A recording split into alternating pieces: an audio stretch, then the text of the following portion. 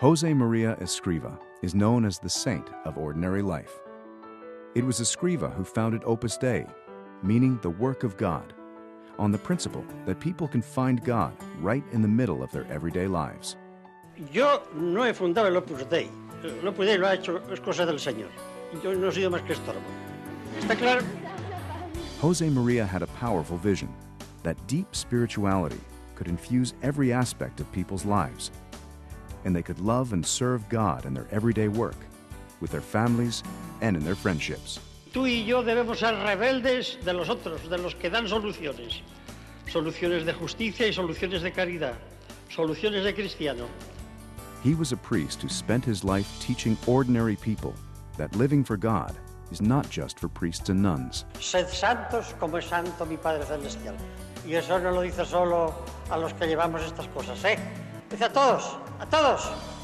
People of every nation, race, and social condition could live the Christian calling in a new way by striving to be holy in the ordinary circumstances of their lives. A los casados, a las casadas, a los solteros, a los obreros, a los intelectuales, a los campesinos, a todos.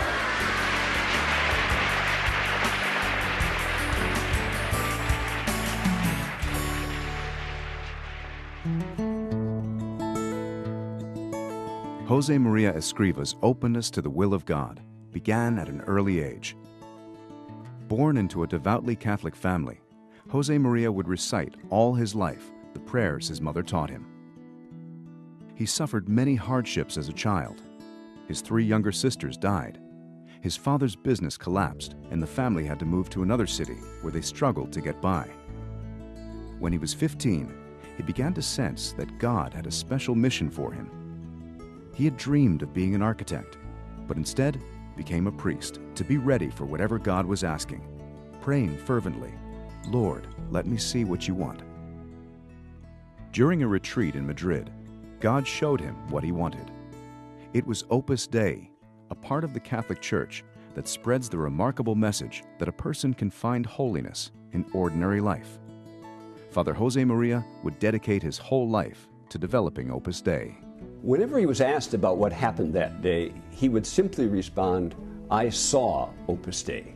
But I think it's clear that from that very moment, he understood that ordinary Christians were called to holiness in their work and in the middle of the world, and that he was called to start an organization that would spread that message. The circumstances could not have been more challenging. Escriva was a poor, unknown priest, no financial resources, helpers, or patrons. 1930s Spain was boiling with anti-clericalism. Priests were under attack. Churches and convents were burned. Nevertheless, relying on the power of prayer, he set out on a search for people who could understand his message and dedicate their lives to spreading it. Surrounded by political turmoil, which was often violent, Escriva refused to take sides and taught his followers to understand pluralism and to love and respect freedom. Growth was slow. After 8 years, less than 20 people had joined Opus Dei. Then, war broke out.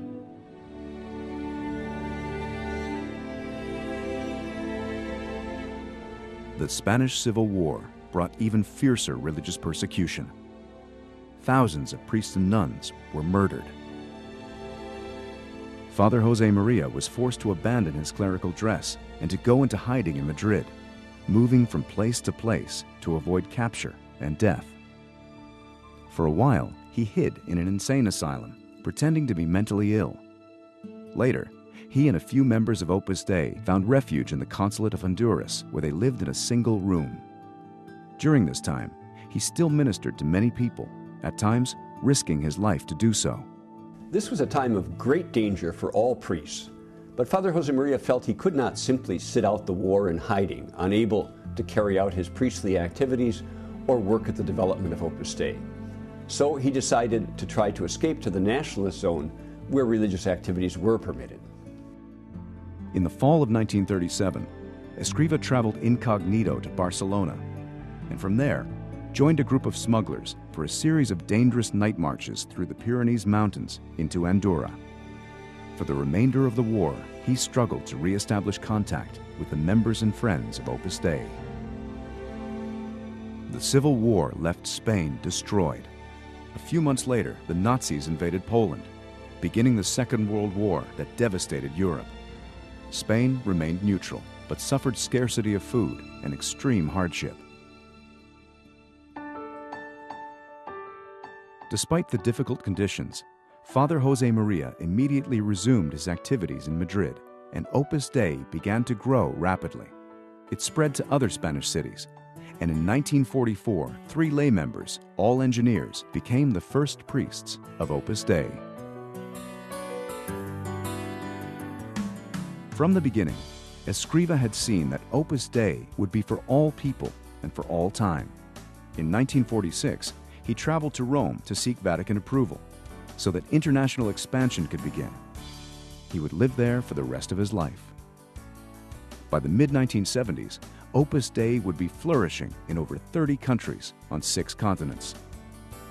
Father Josemaria wanted to personally teach members from all the new countries, so he oversaw the building of a large complex in Rome where young members could gather and study Christian doctrine and then return to their countries to spread it, along with the message of Opus Dei. He really threw himself into this battle of formation, as he called it. He spent hours and hours talking with his sons and daughters, and the optimism and confidence with which he did it was truly inspiring. Beginning in 1970, Father Josemaria made long catechetical trips where he would meet with large groups of Opus Dei members and their friends to strengthen them in their Christian faith. Es la santificación del trabajo, es decir, a cada cristiano, cualquiera que sea su oficio, que allí donde está puede y debe ser un buen hijo de Dios. On June 26, 1975, he died suddenly of a heart attack and was buried in the Church of Our Lady of Peace in the central headquarters of Opus Dei in Rome. Immediately, people around the world began to pray to him for all their needs. On October 6, 2002, before an enormous crowd in St. Peter's Square, Pope John Paul II declared him to be a saint, referring to him as the saint of ordinary life.